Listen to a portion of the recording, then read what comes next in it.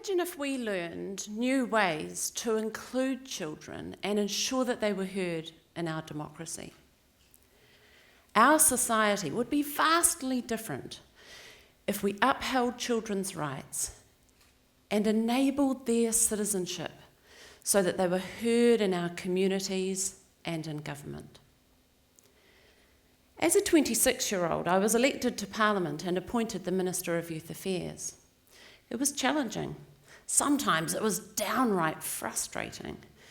On one such occasion, ministers were discussing changes to social welfare. And when I made an observation about the impact on sole parents and their children, the Prime Minister's response was to say, "Oh, we've got a cheeky one there and that, Deborah." It was as if the situation of our children was of no consequence. But around the same time, Parliament hosted an influential visitor, neuroscientist Dr. Bruce Perry. Bruce Perry is the world's leading authority on infant brain development, and he showed us the scan of a healthy 3-year-old brain compared with the much smaller brain of a neglected child. He talked with us about the way that a child's early years set the foundations for future learning, health and well-being. And as I listened, I realised the government was not investing adequately in families to ensure the future resilience of children. And as I look back over my lifetime, I can see that in spite of growing understanding about children's development, significant social and economic changes have impacted on the way that families function, and the steep rise in poverty and sole parenthood has left many of our children vulnerable. And when I talk about our children, I'm talking about our children, the children of our nation, our future problem solvers, entrepreneurs, employees, and parents. Right now, 148,000 children are missing out on the basics they need to be healthy. Things like decent housing, nutritious food, blankets, and warm clothing. That's equivalent to filling the Westpac Stadium 4 times, or it's the entire population of the Hutt Valley, from Petone to Upper Hutt, living in conditions that cause chronic illness. And because of the stress and sometimes chaos in their homes, children in poverty are 8 times more likely to go to hospital because of child abuse or neglect. Our Indigenous people, Māori, held a traditional belief that babies were born perfect, sacred because they carry the mauri or life force of their ancestors, therefore requiring special protection and collective care.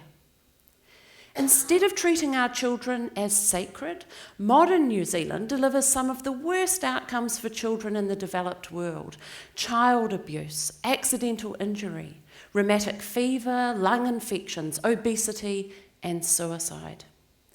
With those outcomes, there is a hefty price tag of up to $10 billion every year. $10 billion. We are a nation with so much to be proud of.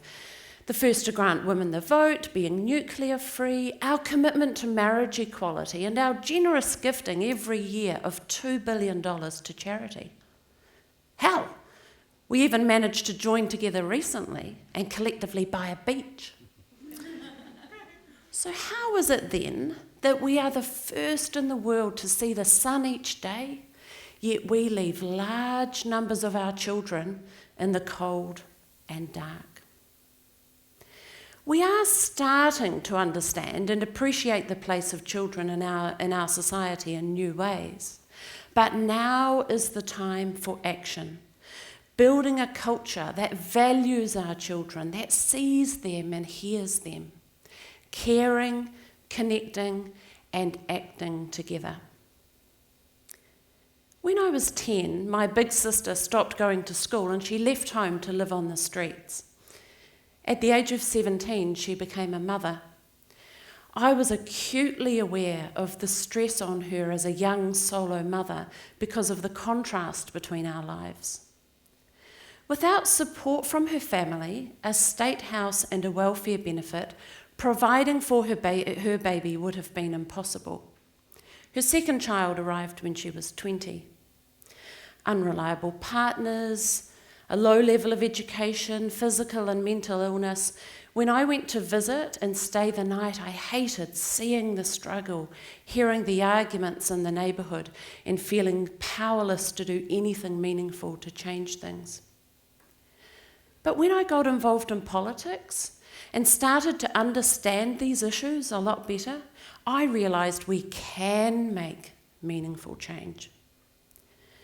So for the past 12 years, I've been working in partnership with amazing people all over the country.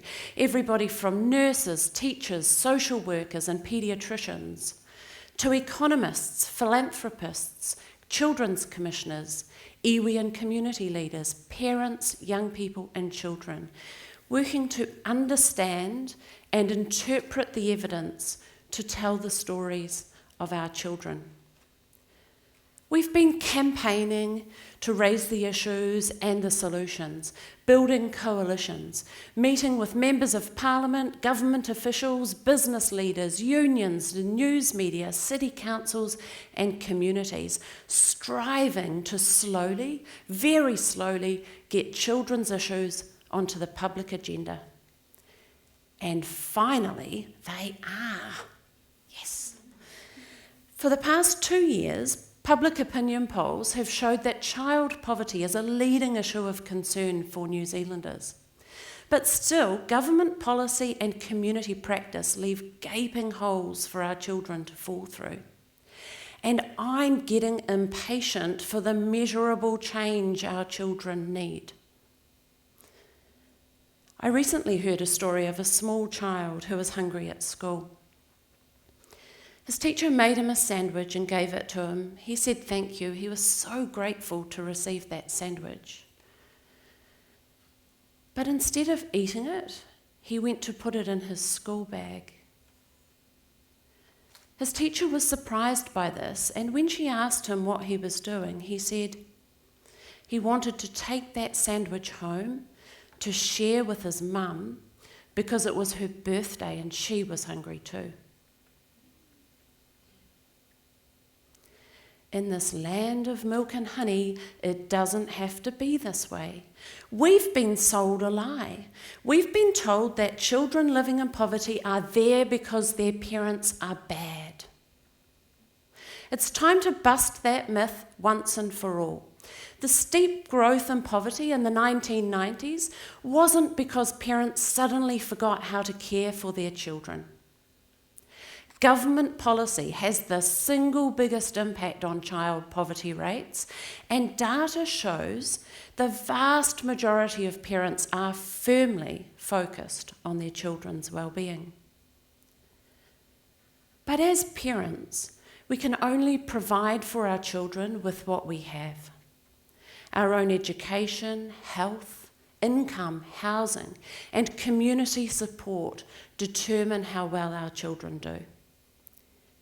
And when we ask children about their experiences, they say that family are their primary source of support, but that government and community have a role to play.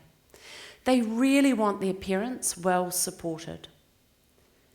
Children want mum and dad to stop being angry and have time to play. This is about their childhoods. And children say that hunger is a significant issue, and if they're not hungry themselves, they're worried about the children in their schools who are hungry. They want food in schools, and they want their families to have enough income to live. So there are our solutions, right there in the voices of our children. And when we hear those voices, really hear those voices, we can get beyond political ideology to focus on the solutions that our children need. So what would it look like if the voices of children did inform our solutions in community and in government, and if our efforts to build the conditions for families to thrive placed them right at the centre? Not far from here, the Common Unity Project brings people together around their community garden to grow, cook, harvest and preserve food. When the children in that community said that they were cold at night, the community generated knitted squares, but very importantly, they taught the children to knit so that they were part of making the blankets to solve the problem. Local, simple solutions where people are connecting to support each other and make a difference in the lives of children, a difference the children themselves asked for. And at UNICEF, we are engaging city councils and communities in our Child-Friendly Cities initiative and equipping children with a social mapping tool so they can map their communities and become agents for change. And just as communities are rediscovering their own power, the government is realising the need for robust child-centred policy and practices. So in the recent review of our care and protection system, the most poignant voices have been those of children in care, the children we most need to see and hear, our most vulnerable. Even the New Zealand Treasury is now actively seeking out the opinions and insights of young people into solutions to child poverty. There is important work going on, but we really need all New Zealanders paying attention and working with us to build the momentum for that measurable change that our children need. Now is the time to innovate, to solve one of the biggest problems of our generation. And what better way to use our talents than to unlock the talents of our youngest for the good of our nation? And not just my children or your children, but those who have been excluded for too long, our Māori and Pacific children, refugee and new migrant children, those with disabilities, those in state care and those in sole parent homes. This is about all of us together, caring enough about our children and caring about our future. And while we're at it, let's have a think about how things would be if children's voices and ideas counted through votes. Why do you think our over 65s have a universal income and raising the retirement age is such a political hot potato? Because older people have votes and they use them. Imagine if we ensured children's voices were heard in our democracy by lowering the voting age to 16 or granting parents a vote for each of their children. And if we got smart about using technology to contribute to government decision-making in between elections. We had a taste of 16-year-olds voting in the Scottish independence referendum, and the engagement of youth was phenomenal, with 80% voter turnout. If we tipped the balance in favour of our 1.1 million children, governments would sit up and pay attention. Until then, it's up to us to be constant in our calls on the government to meet their obligations to children, while we also work tirelessly in our homes, families, whānau and community to meet our obligations to children. Nelson Mandela once said that there is no keener revelation of a society's soul than the way in which it treats its children. I'm asking you to say yes to our children, to say yes to a fair future in which every family and community is capable of loving and nurturing our most sacred, our smallest citizens, and in a democracy that works for them. So join us. Join this movement of people around the country who are working to solve this big problem for our generation. You can visit fairfuture.nz and talk to everybody you know about the ways that we can build a society that's better for our children. And when we do this, our society will be stronger, safer, healthier and more creative, because every child will reach their full potential.